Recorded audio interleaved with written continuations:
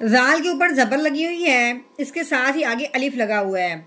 ठीक है, अगर जबर से अलिफ से पहले जबर आ जाए तो वो अलिफ उस लफ्ज के साथ मिलते हुए, उस हरफ के साथ मिलते हुए एक अलिफ के बराबर लंबा किया जाता है। लेकिन यहाँ पर इसको पढ़ने से पहले आगे जब देखे हैं, आगे नून के ऊपर जज़म आ चुकी है, नून साकिन हो चुका है। और साकिन हरफ जो होता है वो पिछले वाले को अपने साथ मिलाता है। अब हमने इस अलिफ को इस दाल के साथ नहीं मिलाना, इस दाल को इस नून साकिन के साथ मिलाना है और साथ साथ गुन्ना भी करना है। अब तरीका क्या गुन्ना करने का, वजह क्या बनी है गुन्ना करने की, कि नून साकिन के बाद जब हरूफे हल्की ना हो तो फिर नून साकिन पे गुन्ना करते हैं इख्फा का। अब जब हमने आगे देखा है, आगे कौफ है, कौफ हरूफ हल्की में से नहीं आता, तो इसलिए अब हमने नून साकिन पे गुन्ना कर देना है। अगर हरूफ हल्की में से कोई हरफ आ जाता है नून साकिन के बाद तो फिर गुन्ना नहीं करते। अब यहाँ पे कौफ हरूफ हल्की में से नहीं आया, अब हमने नून साकिन पे गुन्ना करना है, वो भी कौन सा, इख्फा का। तो कैसे पढ़ेंगे, ज़ाल नून ज़बर ज़ाओ वाइज़ाओ। हाँ जी, बताने का मकसद ये था कि अलिफ से पहले जबर आए जो उस हरफ को एक अलिफ के बराबर लंबा करते हैं अलिफ के साथ मिलाते हुए, लेकिन इस दाल को हमने नून साकिन के साथ मिलाना है। नून के ऊपर जज़म आने की वजह से ये जो दरमियान में दो अलिफ हैं इन दोनों को नहीं पढ़ना, दाल को डायरेक्ट नून साकिन के साथ मिला देना है। नहमदुहु व नसल्ली अला रसूलिहिल करीम, अम्मा बाद फ़अऊज़ु बिल्लाहि मिनश्शैतानिर रजीम, बिस्मिल्लाहिर रहमानिर रहीम। अस्सलामु अलैकुम व रहमतुल्लाहि व बरकातुहू। उम्मीद है आप सब खैरियत से होंगे। इंशाल्लाह जहाँ होंगे ईमान और सेहत की नेमत से माला माल होंगे। हाँ जी, तो आगाज़ करते हैं हम अपने आज के सबक का दुआओं के साथ। तो चलिए शुरू करते हैं। अल्लाहुम्मा सल्ली अला सय्यिदिना व मौलाना मुहम्मदिन व अला आलि सय्यिदिना व मौलाना मुहम्मदिन व बारिक व सल्लिम। रब्बि इश्रह ली सदरी व यस्सिर ली अमरी वहलुल उक़दतम मिन लिसानी यफ़क़हू क़ौली। Rabbi ज़िदना इल्मा, rabbi ज़िदना इल्मा, rabbi ज़िदना इल्मा। अऊज़ु बिल्लाहि मिनश शैतानिर रजीम, बिस्मिल्लाहिर रहमानिर रहीम। हाँ जी, वाव के ऊपर लगी हुई है जबर। जब वाव के ऊपर जबर हो तो उसको कैसे पढ़ेंगे, वाव जबर वा। कैसे पढ़ना है, वाव जबर वा।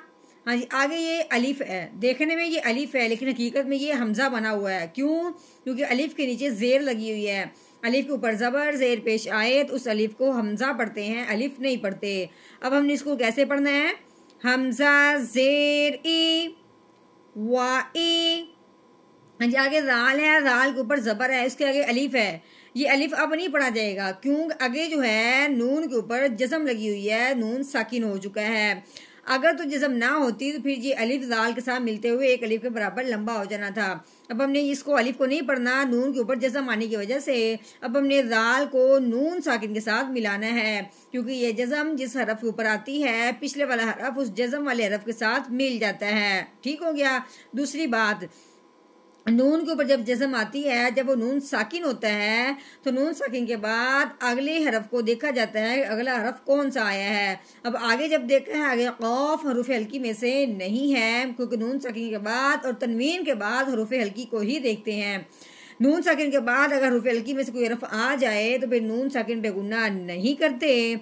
अगर हरूफ हल्की में से कोई हरफ ना आए फिर गुन्ना करते हैं। अब नून साकिन के बाद कौफ हरूफ हल्की में से नहीं है, अब इसलिए हमने नून साकिन पे गुन्ना करना है। वो भी किस तरीके से, ज़ाल नून ज़बर ज़ाओ वाइज़ाओ। ठीक हो गया।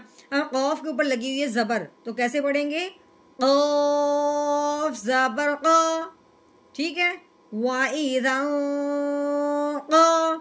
ये आगे लाम है, लाम के ऊपर जबर लगी हुई है, लाम ज़बर ला वाइज़ाओ क़ाला। बा के ऊपर पेश लगी हुई है, आगे वाव के ऊपर जज़म आने की वजह से वाव साकिन हो चुका है।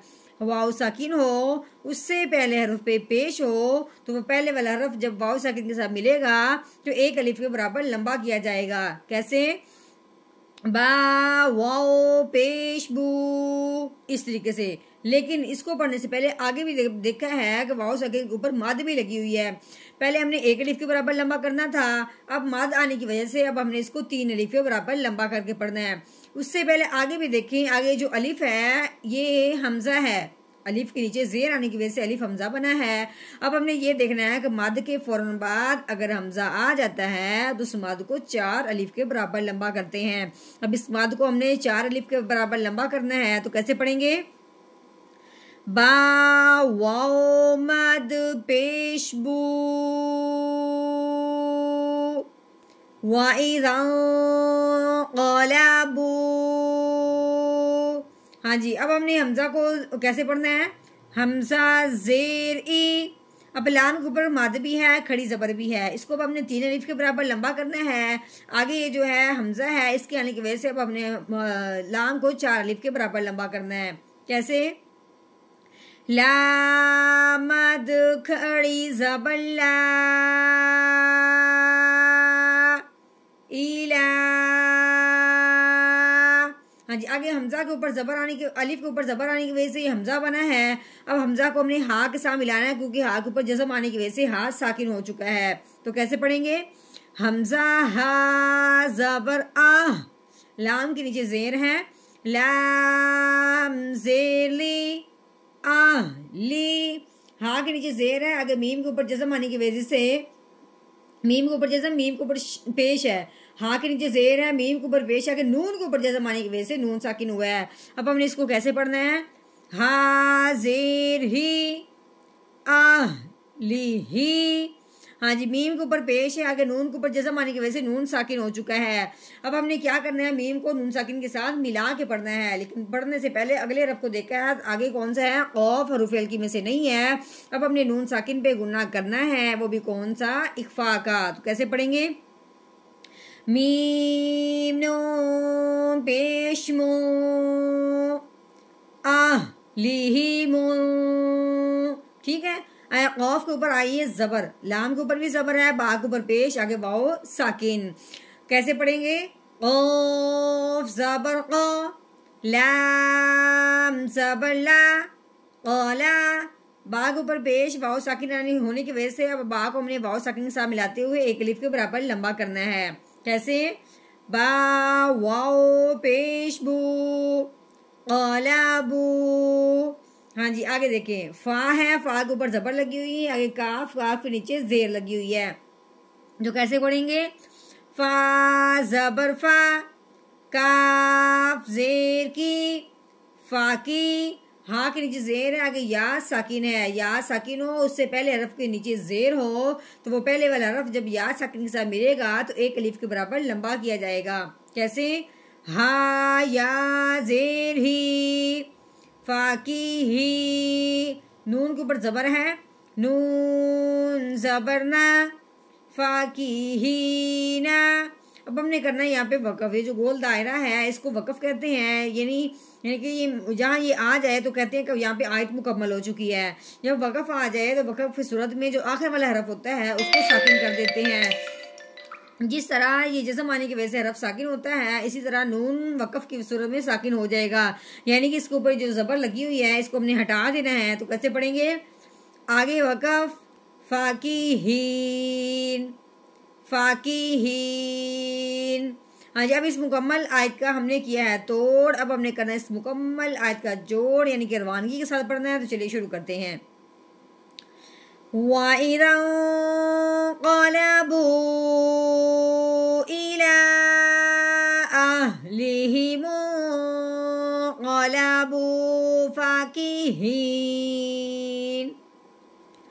वइज़ा क़लबू इला अहलिहिम क़लबू फाकिहीन।